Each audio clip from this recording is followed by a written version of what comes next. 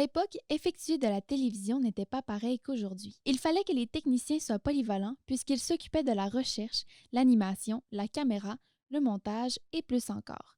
Les employés devaient se débrouiller par eux-mêmes pour le tournage. Les temps sont devenus difficiles avec un financement compliqué. Le nombre d'employés était faible dû à un manque d'argent pour pouvoir leur donner un salaire et non un travail bénévole. Le lien entre les différentes télévisions communautaires s'est perdu avec les coupures budgétaires.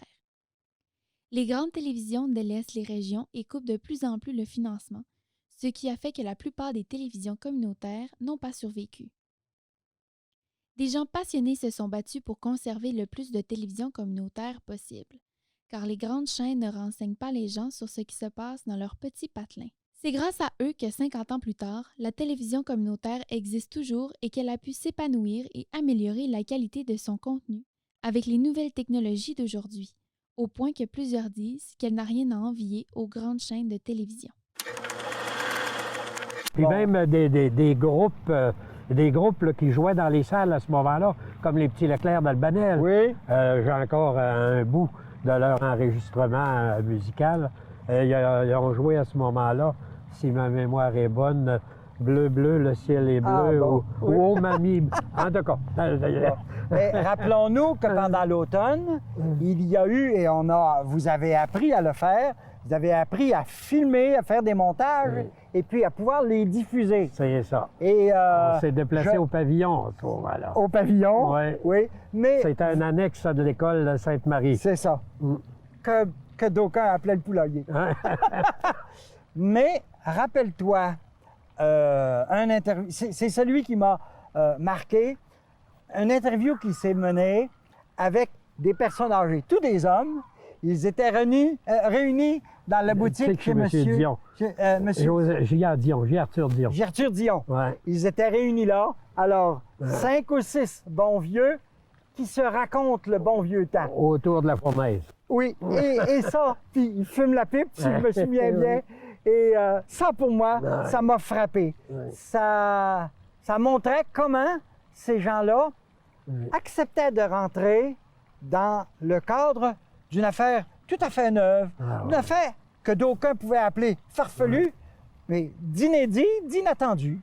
Et ça a été la première télévision communautaire à Normandin. Dans la même semaine intensive, j'étais dans la direction à ce moment-là du cinéma Le Foyer. Oui. Et j'avais obtenu des billets gratuits pour des projections de films, pour assister à des projections de films. Et on faisait tirer ça aux gens qui nous écrivaient. Alors, ça avait créé tout de même un engouement assez spécial.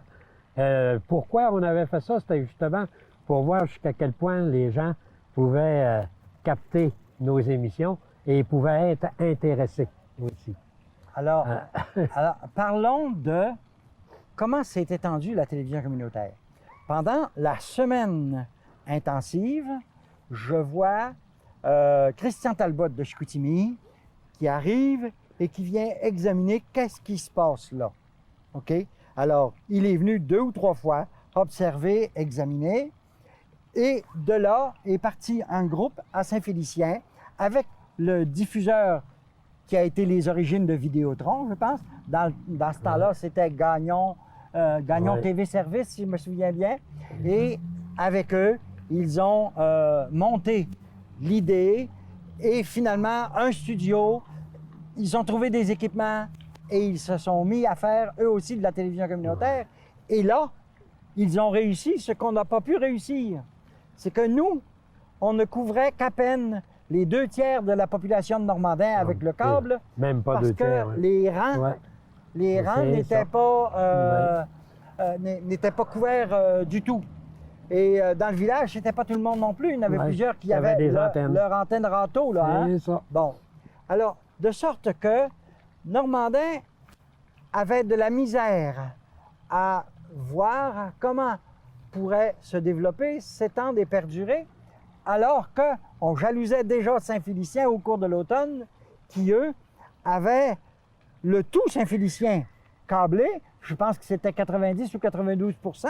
Il y avait le village de la Dorée qui était câblé au grand complet. Et puis, ça n'a pas été long, qu'il y a eu Lac-Bouchette aussi, puis il y a eu Saint-Prime également. Donc, pour eux, la population d'un village qu'ils rejoignaient, ça flirtait entre les 60 et les 90 ou 95 de la population de la place. C'était donc important et c'est ça qui a fait que, en particulier, la télévision communautaire s'est développée davantage de ces côtés-là. Alors, à partir de la réussite, je vais dire ça comme ça, de la télévision communautaire de Normandin, évidemment, il y avait quelqu'un qui travaillait à la commission scolaire comme animateur. Puis là, on a fait, si vous voulez, là, des approches auprès de d'autres milieux, parce qu'à Dolbeau, il y avait un câble aussi. À Saint-Félicien, il y avait un câble. Alors, on a fait, si vous voulez, de la prospection auprès de ces gens-là pour voir leur intérêt. Puis alors, se sont constitués des conseils d'administration à Dolbeau, à Saint-Félicien, à Ladoré et au Lac-Bouchette. Alors, ces gens-là se sont mis en place aussi après l'expérience de Normandin. Mais soutenus par, évidemment, le départ de Normandin. Alors, quand ces télévisions-là ont été organisées, on a fait ce qu'on appelle l'intercommunautaire. Alors, on avait une organisation, si vous voulez, une association des télévisions communautaires du comté Roberval qui s'appelait l'intercommunautaire. Bien, on a vu des gens s'approprier de ce médium-là, OK? Après ça, bien là, évidemment, avec le temps, les conseils d'administration d'un peu partout, avec la télévision, l'intercommunautaire, on s'est positionné en fonction aussi de ce qui se passait dans les autres réseaux. Puis là, évidemment, toujours en recherchant un financement. Parce que, évidemment, ça prend toujours du financement, comme le disait M. Plourde quand M. le maire d'Albanel, il dit « Oui, c'est bien beau, mais ça va venir dans nos poches, il faut prendre du financement quelque part. » Alors, c'était en grande partie nos préoccupations aussi, celle-là. Elle a évolué en fonction de son temps, mais ce que je veux dire, elle a passé à travers des moments très difficiles, OK? Parce que je pense que c'est un secret de polichinelle, c'était pas financé par les grands réseaux. Si aujourd'hui, ça l'est avec Vidéotron, ça ne l'était pas à l'époque, avant de démontrer qu'on n'était pas en concurrence, mais que c'était un outil quand même important pour les communautés. Alors, je pense que les télévisions communautaires ont eu des passages difficiles. Puis heureusement, il y a eu des gens qui ont été des passionnés, puis qui n'ont pas lâché, puis qui ont continué à offrir ce service-là à la population. Puis aujourd'hui, je pense qu'il est un peu plus reconnu. Le câble rejoignait 57 de la population. 57 de la population, c'est un peu plus que la moitié. Ça commence à... Puis je me rappelle que quand j'étais allé à l'hôtel de ville réclamer de l'argent, parce que là, le ministre French, en 1986, je pense, ou 1987, il y a un ministre des Communications, le ministre French, qui était sous Bourassa. Il avait décidé de couper dans toutes les télévisions communautaires au Québec. Ça coûtait 900 000 $ par année pour faire vivre 48 télévisions communautaires au Québec. Puis là, il avait décidé de couper ça. On s'était battu, mais bon, mais là, on avait été obligé de commencer à faire des bingos pour faire de l'argent. Puis là, c'était une autre paire de manches. Là, on prenait la moitié du temps qu'on avait pour faire des émissions, on le prenait pour ramasser de l'argent. Ce qui était désolant, puis de fil en aiguille, en tout cas. Là, rendu en 89, là, j'avais une conjointe à l'époque qui s'en allait étudier à Chicoutimi, fait que là, j'ai décidé, bon, je garde, là, c'est en train de mourir, je sais pas. J'ai pas travaillé si longtemps que ça à l'ONF, j'ai peut-être fait en tout 2 ans, mais après la télévision communautaire ici, j'ai été en Alberta pour un projet de vidéo avec un groupe de francophones. Et j'ai eu un autre mandat dans l'Estrie. Et puis ensuite, je suis entré au ministère des Communications pour mettre sur pied le programme d'aide aux médias communautaires, que vous connaissez probablement. et qui soutient des télévisions communautaires, des radios et des journaux à grandeur du Québec. Alors, je suis entré au printemps 73 au ministère et j'avais aucune expérience de l'administration publique, mais je me suis retrouvé responsable du programme de subvention à recevoir des demandes d'un peu partout au Québec parce que la publicité avait été faite sur Normandin et un peu partout, on voulait se doter d'une télévision communautaire dans des milieux plus gros puis dans des milieux parfois trop petits, mais quand même. Et on avait constitué un jury, puis une fois ou deux l'an, on examinait les demandes et on donnait des sous. Ce programme existe encore, il a même été bonifié. Il y a plus d'1 million de dollars là-dedans, mais je ne me souviens pas exactement du montant, là. Et ça aide beaucoup les groupes communautaires à tourner. Ça a été tripant pour plein de monde, mais ça a été pas simple parce que c'est un projet qui était en quelque sorte parachuté à Normandin. Les gens n'avaient pas demandé ça, puis tout à coup, des gens plus smart se disent on pourrait faire la télévision communautaire, mais la population, c'est autre chose, là. Seulement 40 % de la population du territoire était câblée par un câble un petit peu bas de gamme à l'époque. Hein. On n'est pas dans la haute définition comme aujourd'hui, là. Ça fait longtemps, ça.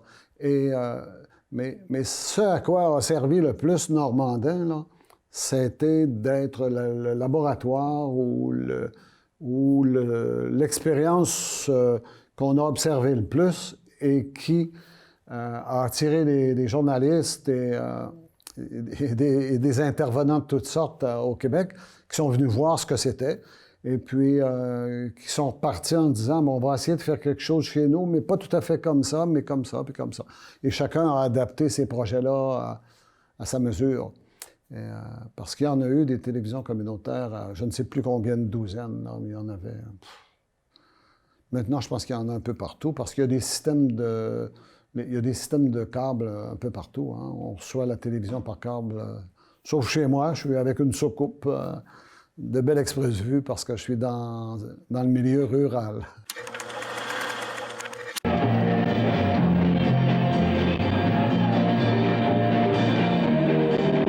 On a commencé par nous emmener l'instruction, qui s'appelait, pour ainsi dire, et devait être gratuite à tous les échelons. Et c'est une chose qui, je ne sais pas, mais moi, pour ma part, ça ne me plaît pas parce que je paye certainement assez fort pour l'instruction gratuite. Ça, c'est la première chose qu'on vous a apportée. Et la deuxième, là, vous avez l'impression que la télévision communautaire, c'est la même histoire. Là, j'ai l'impression que la télévision communautaire va nous emmener des coûts encore approximatifs, que c'est quelque chose qu'on a cherché dans notre porte-monnaie. Et vous disiez l'autre jour, avec une histoire comme la télévision communautaire, ça pourrait être la révolution dans 5 minutes à travers la province, s'il y en avait partout les télévisions. Ah, j'avais un peu cette idée-là, naturellement. C'était mon point de vue, pour commencer. Regardez, nous avons la radio, télévision à la grandeur du pays, mais si nous avions seulement que des petits circuits fermés un peu partout dans la province, je ne sais pas, dans une crise comme nous avons traversée dans le mois d'octobre, je ne sais pas si le peuple aurait été un peu plus bouleversé. Il y aurait peut-être eu des petits coins jusque la télévision, les communautaires, hein, qui n'auraient pas eu la même idée que d'autres. Et que Radio-Canada pourrait peut-être pas tout contrôler dans ce temps-là. Oui, mais est-ce que vous êtes opposé à une petite communauté, là, un secteur comme Normandin, Albanel, Saint-Edmond, Girardville? Ben, moi, je suis complètement opposé à ça. Vous êtes opposé à ça? Ah, complètement. Il faut qu'Albanel, ça demeure tout seul, autonome? Albanel peut rester tout seul. À l'heure actuelle, Albanel, on a tous les systèmes qu'il faut pour vivre chez nous. Pourquoi aller se camper après une autre municipalité? Parce qu'on va toujours être les derniers à avoir les services.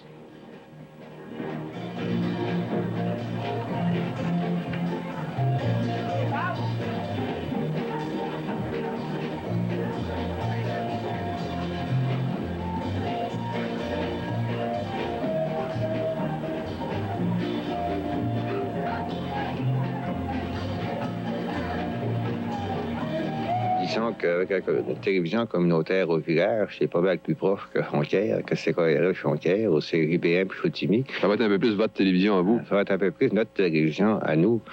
Il arrive, c'est que, je sais pas, mais j'ai trouvé que la télévision communautaire, après d'avoir eu les discussions puis les renseignements voulus, que c'était valable. C'était valable pour plusieurs raisons, mais la principale, c'est que ça permet aux gens du milieu de pouvoir s'exprimer, avoir accès à la télévision. Parce que je pense que la télévision, que c'est rentré dans les mœurs et ça va devenir de plus en plus important. Ça fait partie du foyer et ça rentre dans nos foyers. Alors, il rentre un message qu'on pourrait dire, par exemple, presque à sens unique. Donc, on ne peut pas beaucoup avoir d'influence sur les nouvelles, sur ce qui se passe, sur ce qui se dit. On entend surtout parler de nouvelles internationales, de nouvelles nationales et même provinciales. Exemple FAQ, par exemple, disons que depuis un mois et demi, c'est à peu près rien que de ça qu'on entend parler.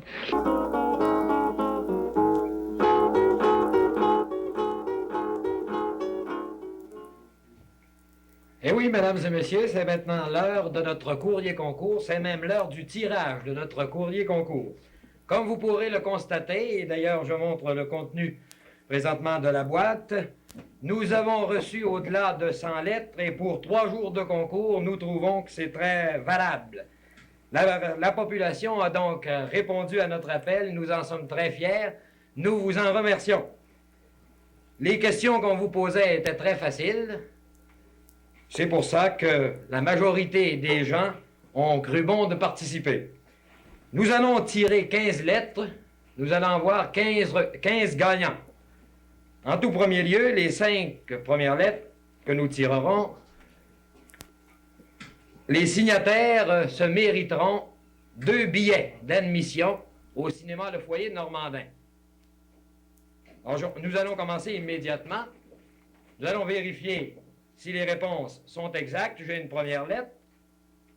Elle nous vient, bien entendu, de Normandin. La première question, pourquoi notre poste s'appelle-t-il le Géant? G pour Girardville, E pour Edmond, A pour Albanel, etc. Deuxième question, M. Pierre Elliott Trudeau. En effet, c'est bon. Et ça nous vient de Mme Camille Fortin, case postale 163, Normandin. Madame Fortin, félicitations.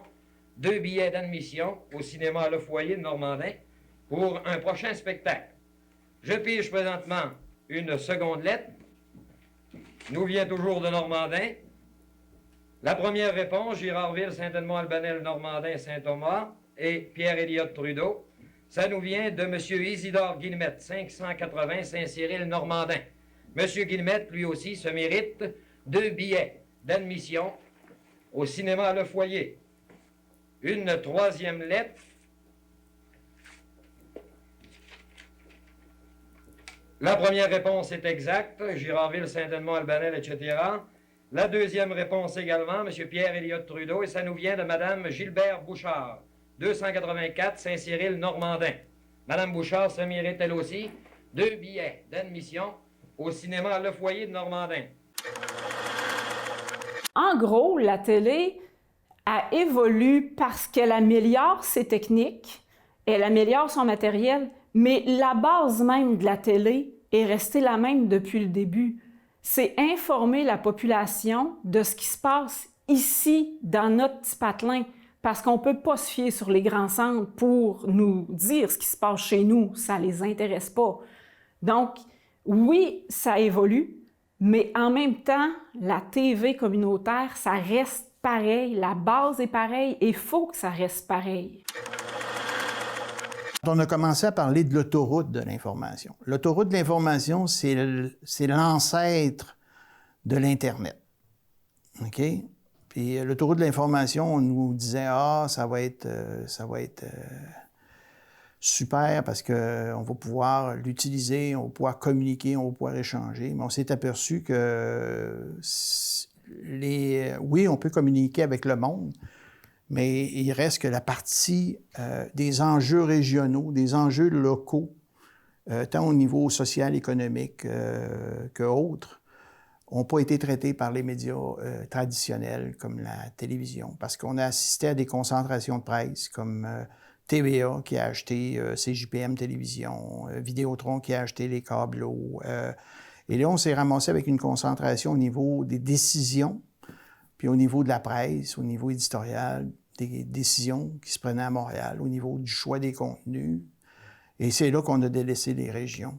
Et c'était un peu dommage parce qu'on ne traitait plus nécessairement des enjeux locaux. Et c'est ça qui a manqué. Et on a sous-estimé également le financement pour les médias communautaires, pour les aider à prendre la relève. Puis on s'est aperçu qu'il y avait un manque grandissant là-dessus. On a sous-financé les médias communautaires, les journaux, la radio, la télévision. Puis on s'est aperçu que silence radio du côté de la région Saguenay-Lac-Saint-Jean, à part d'être du côté de Chicoutimi ou du côté de Jonquière, les grands centres.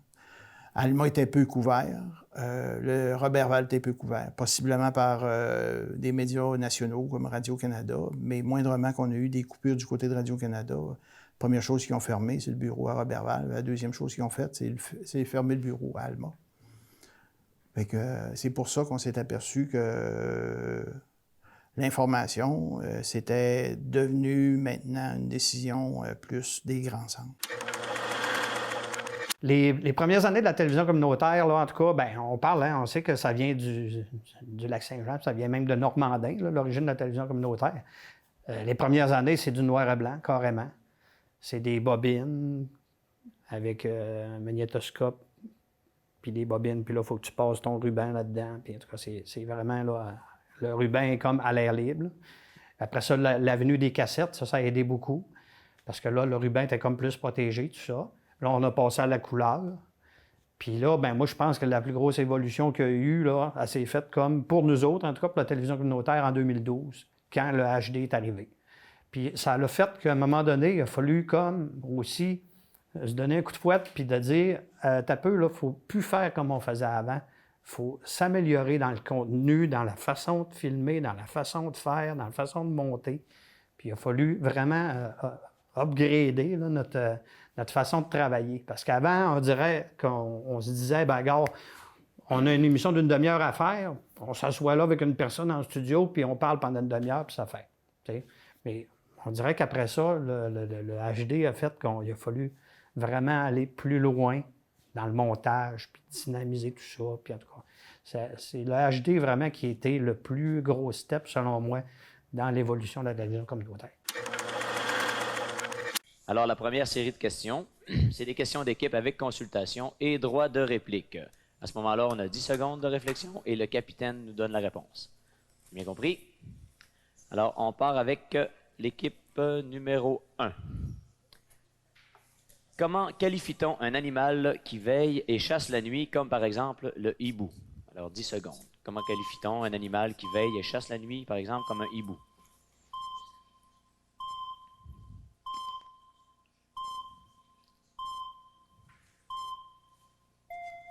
Nocturne. Oui, merci Rebecca.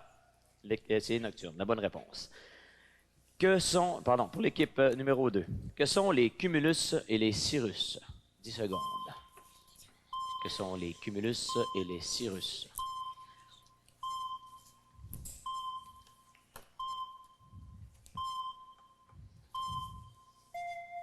Oui. Des nuages. Des nuages, c'est ça, Annie. Félicitations. La troisième question à l'équipe 1. Quel est l'autre nom du ver de terre? On l'a déjà entendu dans les émissions précédentes.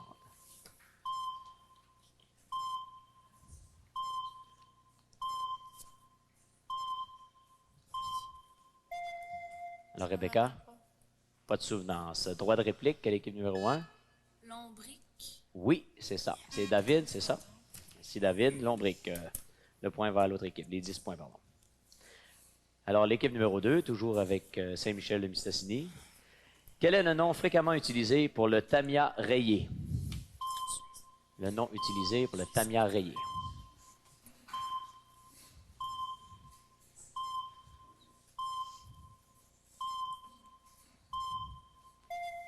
Alors, Annie? Un Suisse ou un écureuil? Un Suisse ou un écureuil, c'est ça. Bonne réponse. C'est le Suisse, plus précisément, parce que l'écureuil, il a plus une grosse queue. Bonjour et bienvenue, ici Irénée Girard. Vous l'aurez deviné, c'est l'éducation dont nous allons parler aujourd'hui dans notre émission Les gens qui font nos communautés. L'éducation, le texte vient de le dire, elle se veut lutte, épanouissement, libération, milieu de croissance pour amener le jeune à une décision libre. C'est facile à dire, vous en conviendrez, mais bien exigeant à réaliser. Le monde de l'éducation a d'ailleurs connu de grandes transformations au Québec depuis les 30 dernières années. C'est un lieu commun, d'ailleurs, de le dire. Mais il y a une facette particulière du monde de l'éducation en milieu scolaire que j'aimerais vous proposer de regarder aujourd'hui, celui de l'animation pastorale au primaire. Avec l'évolution de la société québécoise et la diminution des effectifs en paroisse, le pasteur n'a plus la disponibilité, comme par le passé, pour assurer une présence à l'école. Afin d'assumer cette responsabilité, de nouveaux intervenants sont apparus dans le décor. Ce sont des animateurs, des professionnels, si on le veut, mais ce sont aussi des parents et les jeunes eux-mêmes qui se joignent au pasteur et à l'équipe pédagogique pour assurer à l'école confessionnelle ce petit quelque chose qui fait sa spécificité.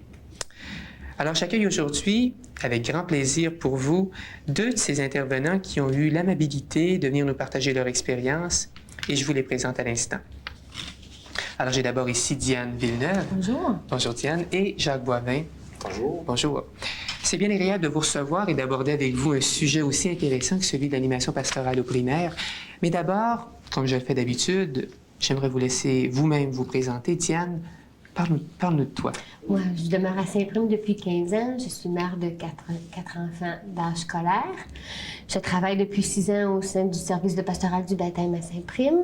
Depuis 5 ans en initiation sacramentelle et je suis membre du comité d'école depuis 2 ans, en plus de faire du bénévolat à l'école, sitôt que le besoin s'en fait sentir. On a pensé à un moment donné de réunir tout ça pour essayer de faire peut-être de meilleures émissions, puis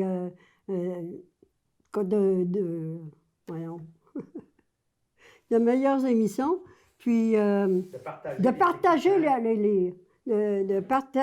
les ressources. Oui. Partager les ressources. Parce que c'est sûr qu'à Saint-Félicien, à Dolbeau, l'équipement était beaucoup plus sophistiqué que le nôtre, puis ça aurait permis aussi de vraiment là, redonner un souffle. Mais ça a été très difficile parce que c'est que il y a des télévisions qui ne voulaient pas embarquer là-dedans. Puis moi, je me souviens d'être venue tellement de fois à Saint-Félicien pour essayer que ça se concrétise, puis il y avait beaucoup de réticence. Ça, j'ai trouvé ça difficile. Puis la bouchette pourrait en dire autant aussi. Oui, parce que c'est qu'au début, dans les débuts, bien, on voulait être reconnu par le ministère des Communications, puis on voulait aussi avoir des ressources du ministère des Communications. Mais, donc, on est arrivé plusieurs des télévisions communautaires, puis il y avait des journalistes qui étaient là. Puis il y avait des journalistes de la région qui étaient là. Puis, c'est du haut de leur profession, là, en tout cas, il y en avait un, à un moment donné, un certain Claude Desbiens, je crois, qui disait, bon, pourquoi des télévisions communautaires? Pourquoi on fait déjà, nous autres, un travail? Puis, tu sais, puis moi, j'avais dit, mais quand est-ce que vous parlez de nous autres? Quand est-ce que vous parlez de telle chose, de telle chose, de telle chose? Puis, en tout cas, de toute façon, là, après, on a une rencontre informelle, là.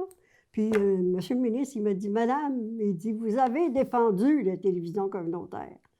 Puis, on a eu un bel accueil après ça du ministère des Communications, mais c'était le CRTC, puis c'était le Câbleau qui étaient, en fin de compte, les décideurs.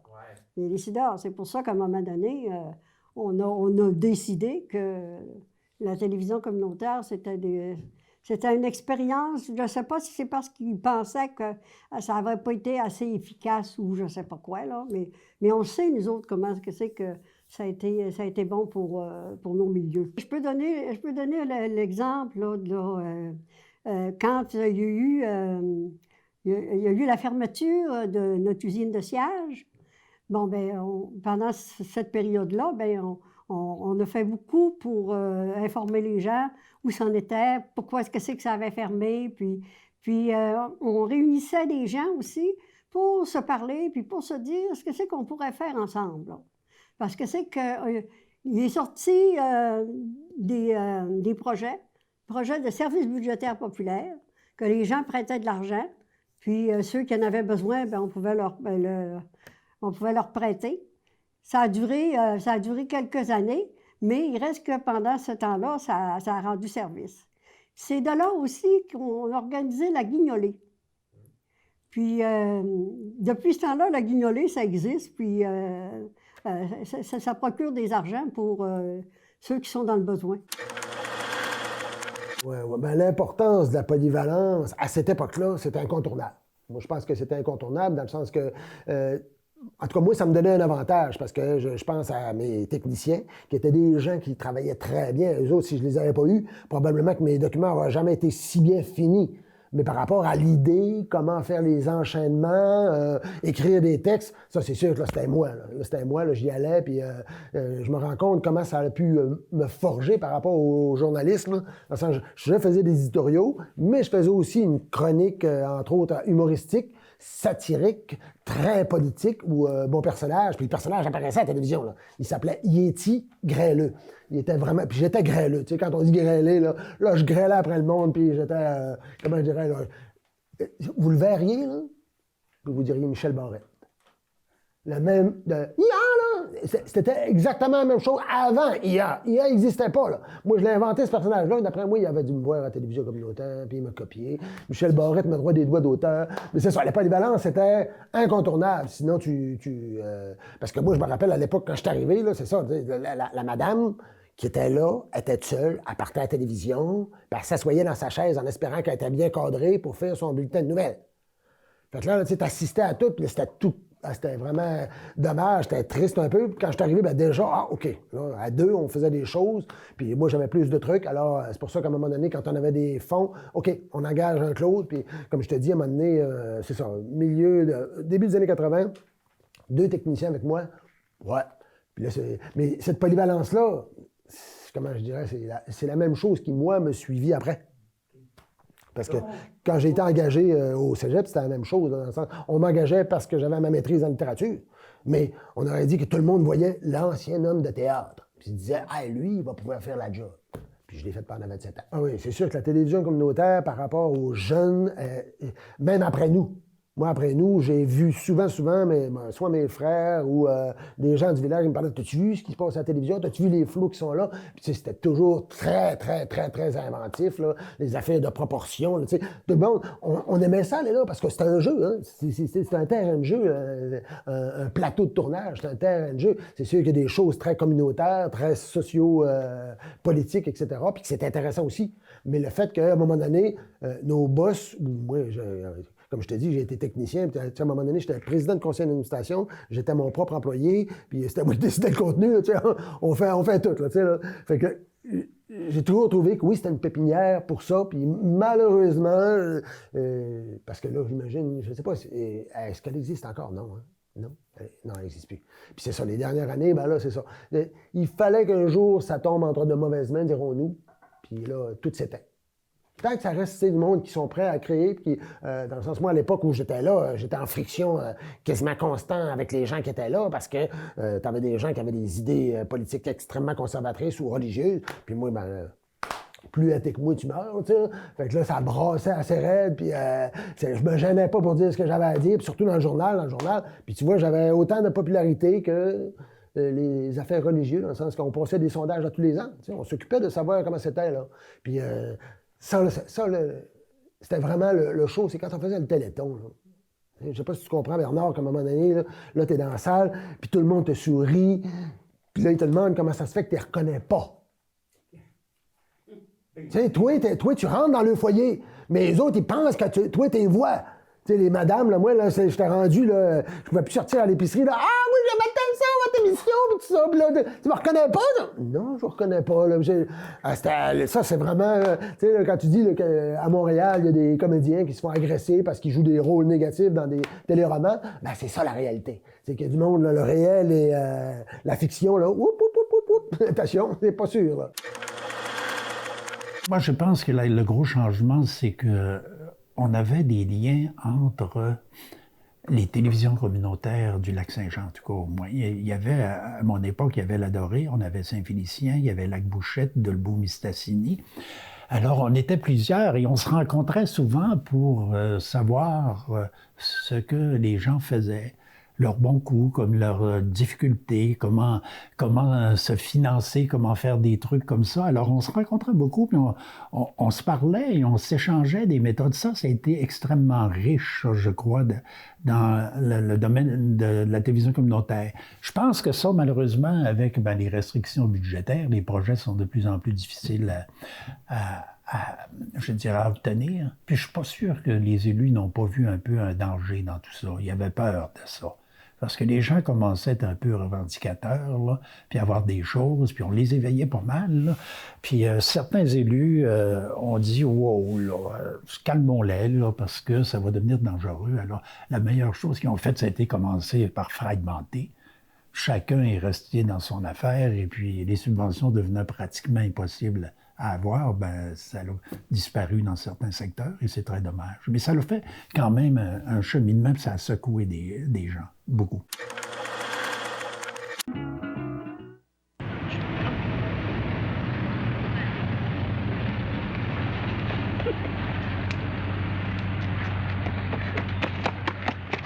Moi, je m'en sers de la télévision communautaire de toute façon.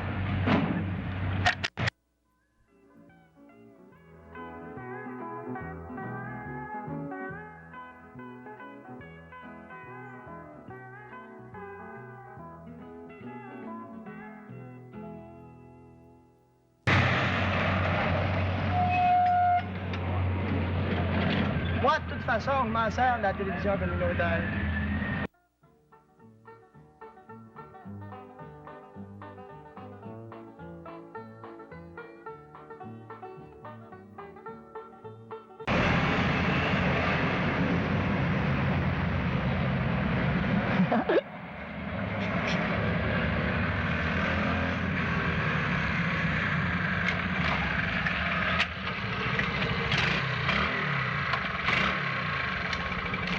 Ah, moi, de toute façon, je m'en sers de télévision communautaire.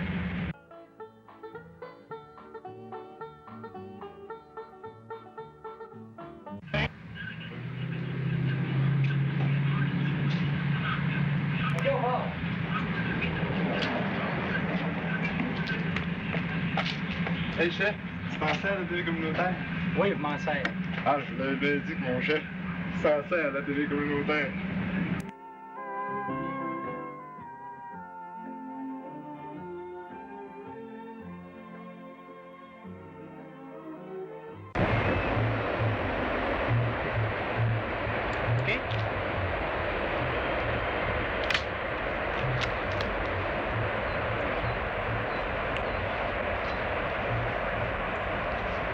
J'aimerais mieux mourir que de manquer une émission de télévision communautaire.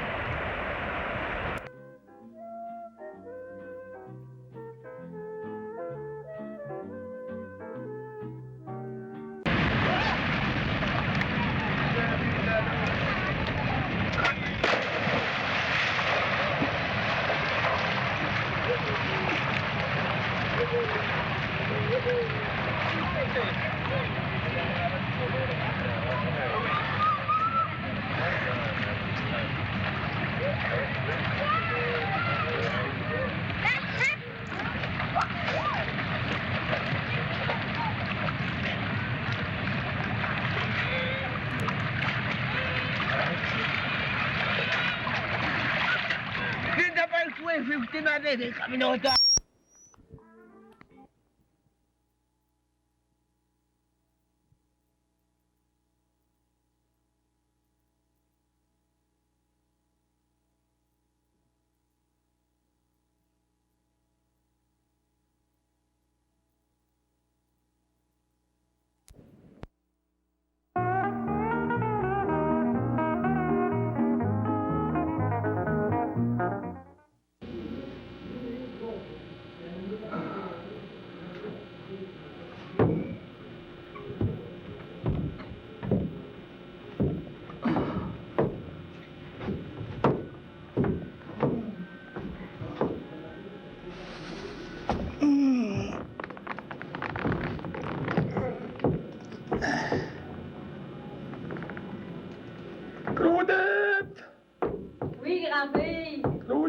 petite Claudette!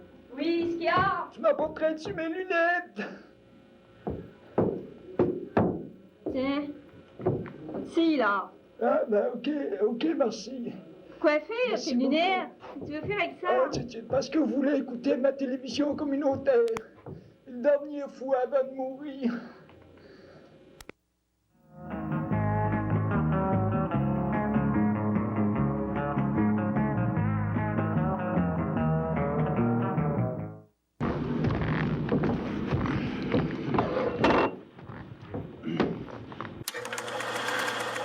Moi, je me souviens de la télévision communautaire depuis presque ses tout débuts.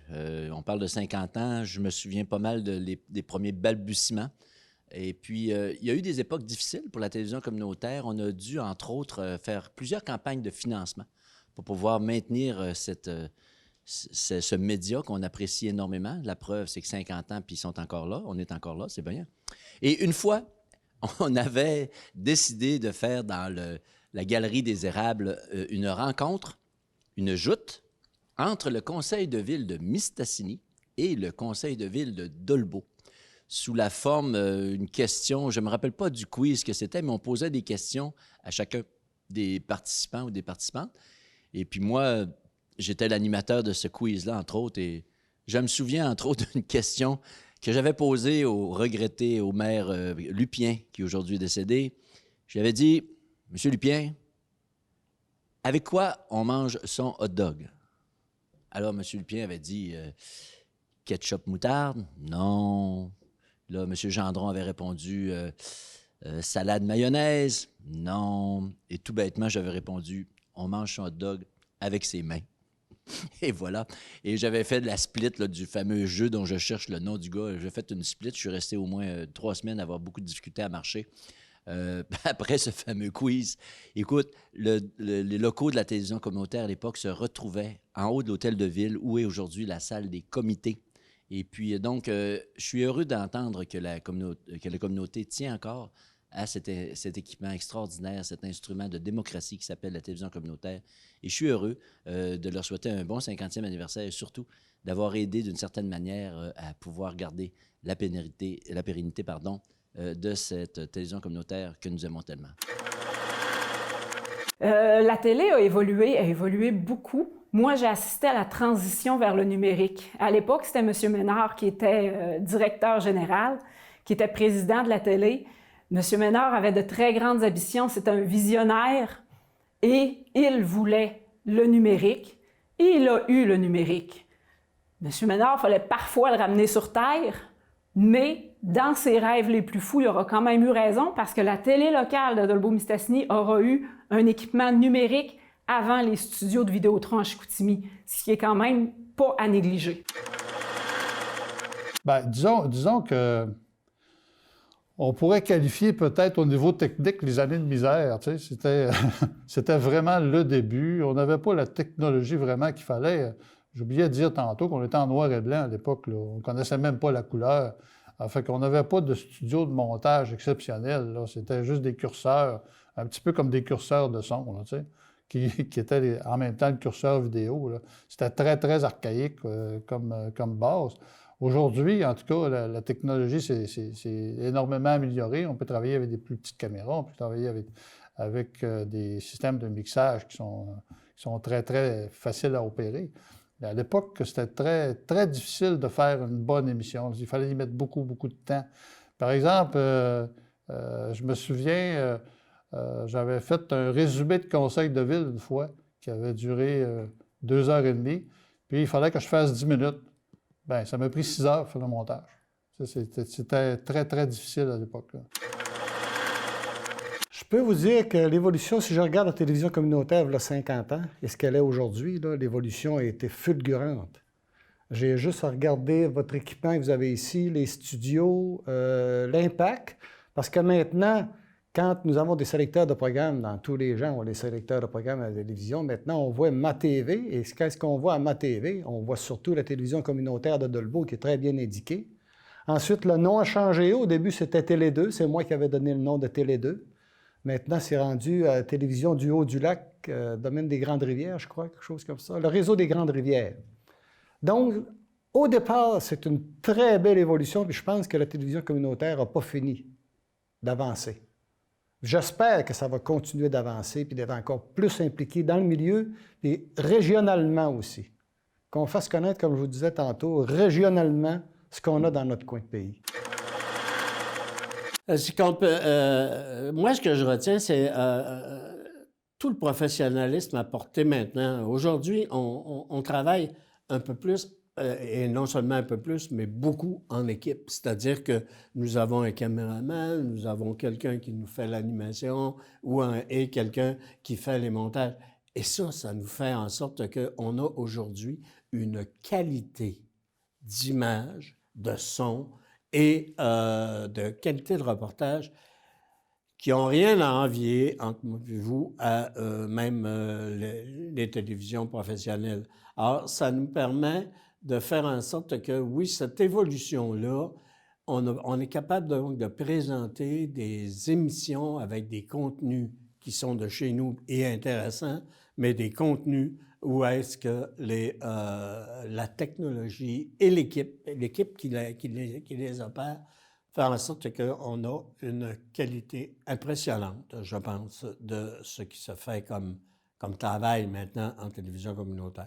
Lorsque tu vas demande à la télé de se déplacer pour pouvoir être en mesure d'aller filmer un événement, les promoteurs peuvent s'assurer que ce qu'ils vont avoir, c'est, oui, un produit de qualité. Et ça, c'est le plus gros des avancements. Ah, ben les changements, c'est sûr que c'est la technologie, hein. Je ne le cacherai pas qu'au début des années l'informatique est arrivée, le numérique. Moi, je pense qu'une grosse évolution, ça a été le open reel à la cassette, pour avoir vécu le open reel, c'est-à-dire les documents du début en noir et blanc. La cassette m'a impressionné beaucoup quand c'est arrivé. Tu n'avais plus besoin de passer le document dans la pellicule dans les têtes, la tête d'enregistrement, la tête d'effacement, la tête d'enregistrement, tout ça. C'était tout dans la cassette, ça se faisait. Moi, pour moi, ça a été... on a roulé longtemps là-dessus aussi. On est à la fin des années 70 jusqu'à... dans les années 2000, on avait encore du trois quarts. La cassette a été pour beaucoup. Puis, naturellement, le numérique, dans les années 2000, là, moi, nous autres, j'étais au Saguenay, au réseau MaTV. On l'a utilisé pas mal à partir de fin des années 2008, 2009, 2010. Là. Ça a été l'autre révolution qui est encore là aujourd'hui. Le montage qui était non linéaire, l'handicap un peu de la cassette au niveau du montage, c'est que t'étais linéaire. La possibilité que tu avais à faire, c'est de pouvoir faire une insertion. Mais si, quand tu faisais une insertion, tu l'avais pas mis sur insert, tu avais mis sur assemble, ben là, tu venais de détruire ton document. Fait que ça, c'était choquant, là. Ce que l'informatique a tout enlevé.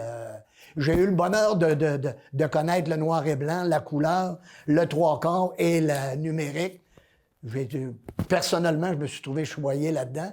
J'ai tout vécu cette évolution-là. Ça a bien évolué. Tu sais, comment je te dirais ça? Au début, là, la télévision communautaire, c'était de l'amateurisme, OK? C'était de l'amateur. Tu avais du noir et blanc. Professionnellement, techniquement, professionnellement, tu pouvais pas, c'était loin, t'étais vraiment loin techniquement des réseaux de Radio-Canada ou de TVA. C'était vraiment amateur. Moi, je trouve que l'évolution, elle a été de là aller à ce qu'il y a aujourd'hui, qui est dans les années peut-être 80, 90, c'est devenu plus professionnel. Je te reviens toujours à la technique. Je suis un gars de technique. Au niveau du contenu, l'évolution, elle s'est faite aussi. Moi, je pense, elle s'est faite. Elle n'a pas arrêté de démocratiser. La télévision communautaire a jamais... Comment je t'expliquerais ça? Elle n'a jamais empêché le monde de participer. Ça a toujours été un outil de développement. Ça a toujours été un outil de développement, puis elle l'est encore aujourd'hui. Un outil de présence, un outil de développement, un outil du milieu. Les grands réseaux nationaux, ils ont pas... C'est pas qu'ils ont pas, ils ont le service de nouvelles. Les entrevues sont courtes. Nous autres, on disait toujours, à la télévision communautaire, tu vas avoir le temps de parler dans 28 minutes de ton activité. Fait que ça a toujours évolué, puis ça l'est encore. Puis techniquement aussi. Il y a eu un cheminement, ça a évolué, puis ça évolue encore. Là, c'est drôle, la vie, parce que dans le temps, au Saguenay, il n'y avait pas de câbleau-distribution. À Alma, il n'y avait pas de câbleau-distribution. Il y avait juste Normandin, Dolbeau, Saint-Félicien, je pense, Gagnon TV. Puis, moi, je me souviens, quand je travaillais pour Monsieur Perron, ici à Dolbeau, il y avait eu des audiences publiques au CRTC pour un éventuel réseau de câbleau-distribution au Saguenay. J'avais déjà pensé d'aller, pour moi, c'était peut-être aller à Radio Cannes. Une fois, il y a quelqu'un qui m'avait dit, un caméraman m'avait dit, il y a un poste d'ouvert, tu devrais appliquer. Puis finalement, j'ai toujours resté là. Et au fil des ans, le groupe Télésag a été acheté en 89 par Vidéotron. Mais avant 89, avant de faire la transaction, il faut jamais oublier que tous ces messieurs-là, ils se connaissent tous. Ils avaient acheté Dolbeau TV. Télésag de Chicoutimi avait acheté Dolbeau TV et il a acheté Gagnon TV à Saint-Félicien, Chibougamau. Gagnon TV était propriétaire du réseau à Chibougamau. Puis quand tout ça a été centralisé à Chicoutimi, Vidéotron a acheté. Des modes, c'est-à-dire qu'on va voir quelque chose qui va ressortir comme actuellement les réseaux sociaux. C'est très, très, très présent. Je ne pense pas que ce soit, par contre, quelque chose qui rivalise avec la télévision communautaire. Je m'explique. C'est que, quels que soient les médias, que ce soit un média écrit ou télévisuel, ils ont aussi leur page Facebook. Donc, ils rejoignent ce qui se dit lors de leurs émissions, pas via la page Facebook, mettons, de la télévision communautaire. Je ne sais pas s'il y en a une, probablement. Et puis, ça permet aussi de rejoindre les gens qui se dévient un petit peu plus de la télévision conventionnelle pour adhérer aux réseaux sociaux. Donc, en étant présents là aussi, ils peuvent rejoindre le même genre de clientèle. La télévision communautaire, elle a bien évolué.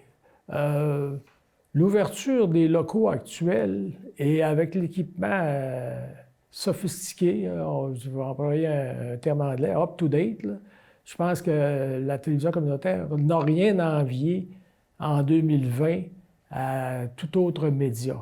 Alors, je pense qu'il faut saluer toutes les démarches qui ont été faites, qui ont mené. Je pense que la concertation du milieu a permis non seulement de pouvoir trouver un hébergement convenable à la télévision communautaire, mais aussi d'avoir un équipement très adéquat pour la performance télévisuelle. L'évolution. Regarde, je vais te donner un exemple.